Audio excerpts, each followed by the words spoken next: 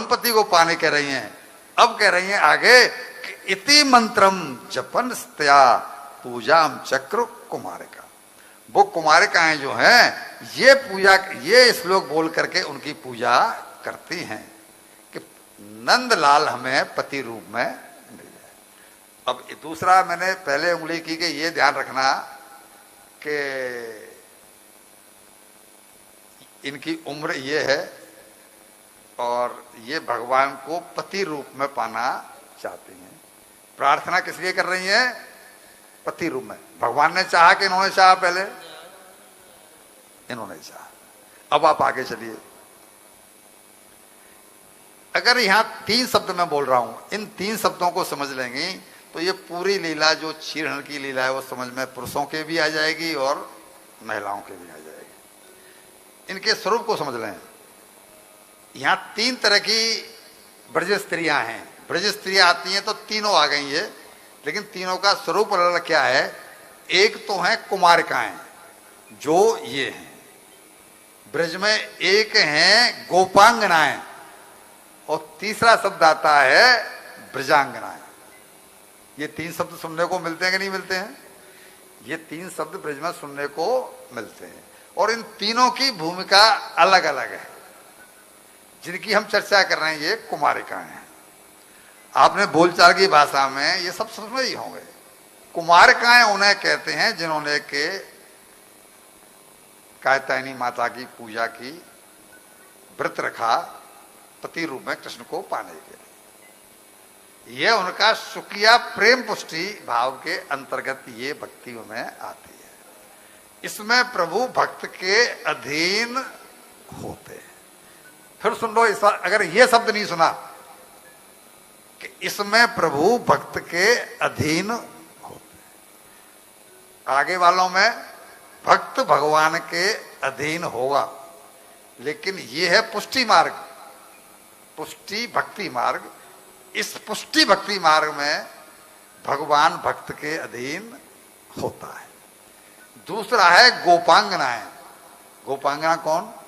जिन्होंने लोक और वेद की मर्यादा का अतिक्रमण करके परकीय भाव से उनसे प्रेम किया। इस भाव को पुष्टि प्रेमा भक्ति कहा जाता है। इसमें भक्त प्रभु के अधीन होता है।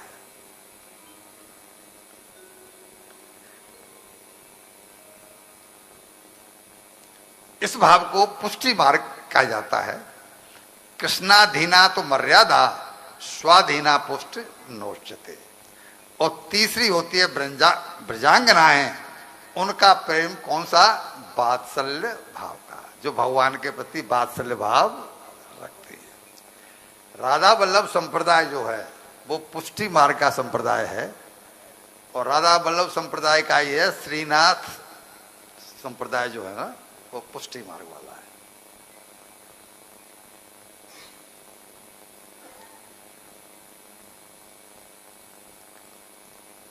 सत्संतों ने पुरुषों को दास्य भाव से,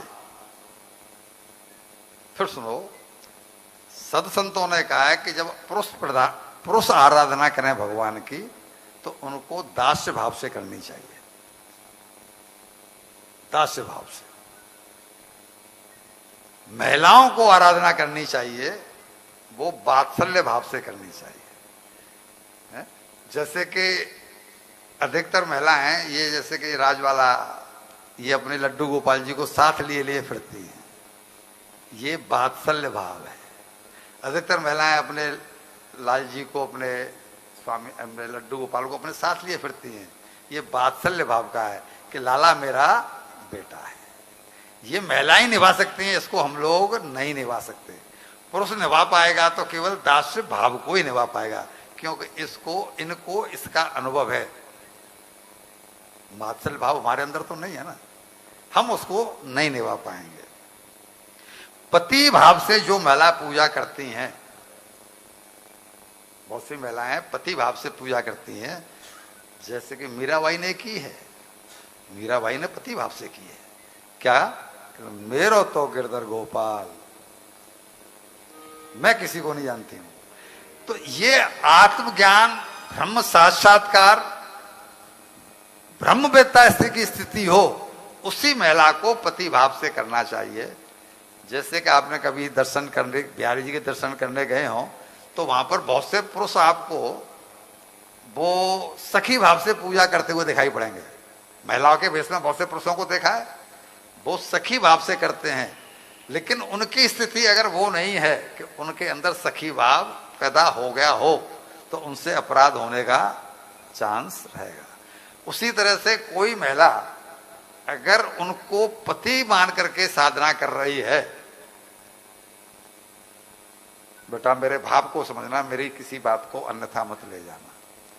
पति बनाया किसको? कृष्ण को। तो अब आपका दृष्टिकोण क्या हो जाएगा? अपने पति को फिर, इसके लिए ये साधना बहुत ऊंची है, ठीक है ना। इसलिए इसमें कहा है कि जिसने ब्रह्म साक्षात्कार कर लिया हो, जो स्वयं को आत्मा मानती हो, वो ही इस साधना को करे, वरना उससे कोई अपराध होने के चांस बनते हैं। क्योंकि ये सभी गोपियां आत्म साक्षात्कार थी। उन्होंने जैसा कि पहले कहा है, हम आपको गोपी गीत में सुनाते हैं कि नखल गोपिका नंदनो भवान खिल देना मंत्रात्म द्रक बिखन सार्थितो विश्व गोपये सख उदेवान शाश्वतां कुले।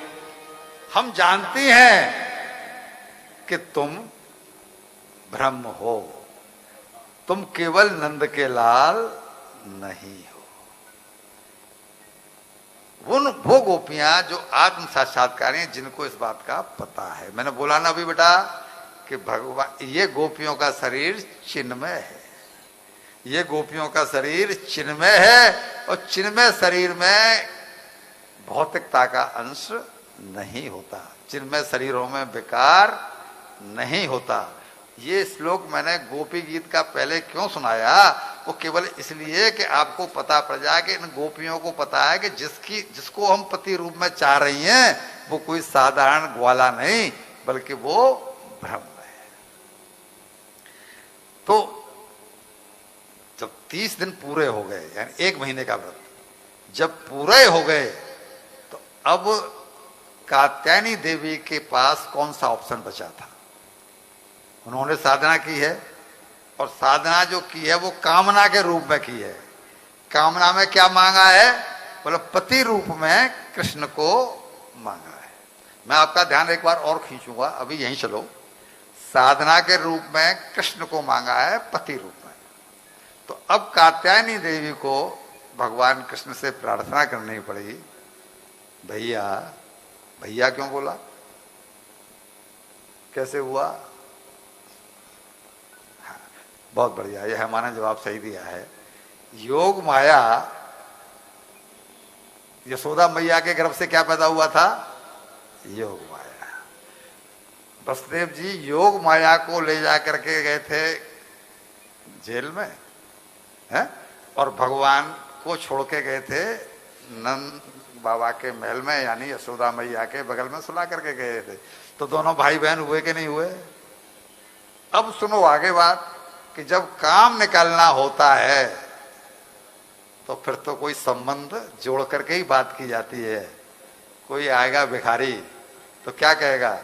लाला जी, सेठ जी, संबंध जोड़ रहा है, थोड़ा प्रेम से बोल रहा है, जिससे कि आपसे कुछ पाले। तो इनको क्या है कि भैया उन्होंने मेरी साधना 30 दिन तक की है। किसके लिए? बोले तुम उन्हें पति रूप में मिल जाओ। और भैया मेरी कोई पूजा करे, मेरा कोई व्रत करे, मेरी कोई साधना करे, तो मैं तो मजबूर हूं, फल तो देना पड़ेगा। लेकिन मैं फल दूं कैसे? फल तो तुम्हारे अधीन है। भाई तुम पति बनना का स्वीकार करोगे तब तो उनको पति मिले। हमने अभी बताया, हमने तो थाली रख दी, लेकिन भगवान ने अगर वो पाया ही नहीं तो भोग कहां मिला?